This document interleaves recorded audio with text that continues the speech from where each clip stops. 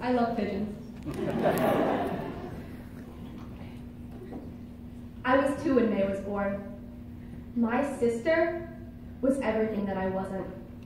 Where I was shy and fearful, May was incredibly brave and had a kind of light about her. She was so confident in herself, no matter how tremendous the situation, and despite the fact that she was younger than me, she stood up for me fiercely. May was a constant in my life, and even when our vastly different personalities clashed and we quarreled, we had a deep understanding of one another. We were best friends. When May was just 4 years old, she developed a fever, and rashes started to appear all over her body. My parents brought her to the doctors, but the results were inconclusive, so they were forced to take her to the hospital. Suddenly, my sister's days were filled with IV treatments and blood tests. My family was filled with the uncertainty and impatience that a hospital stay brings. As time passed, my sister was missing important milestones in her childhood. Her 5th birthday, starting kindergarten, the big dance recital. For the first time ever, May and I were separated.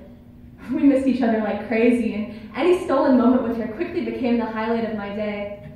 I remember missing school just to have a phone call with her and staying up late at night to visit her in her hotel room. But as the months passed, her condition worsened while doctors scrambled to find out what was happening to her. I can still recall bits of that day.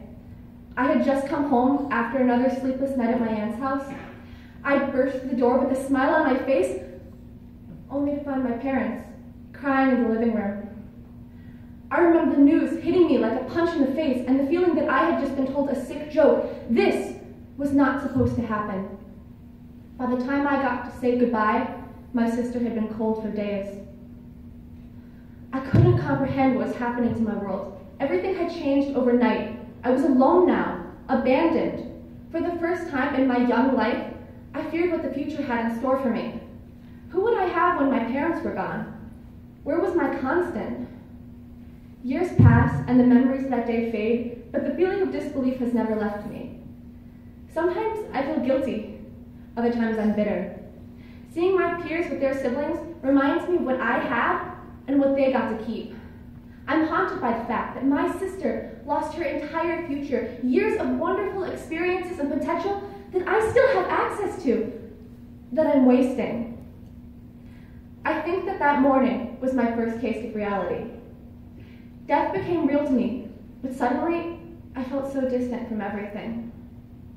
Fortunately, on that day, I also had my first experience with the kindness that can come from others. The compassion that I witnessed has stuck with me for years and changed the way that I react when I see others facing their own obstacles. It was my friends and family that took a situation that could have left me broken and turned it into the most important lesson I will ever receive. I cherish every moment I had with May and appreciate the impact that she continues to have on my life. Sometimes, I feel like if I look up, I'll see her peeking down at me from the top bunker, playing on the floor with her dolls. But the bunk bed has been taken down, her dolls given away. In my mind, my sister will always remain a child while I'm forced to grow up and allow the memories of her to fade away. It can be difficult when something as simple as remembering the sound of her voice has become a challenge for me, but I don't fear the future anymore. I will always be the sister she loved, the sister she cherished, and the sister she believed in.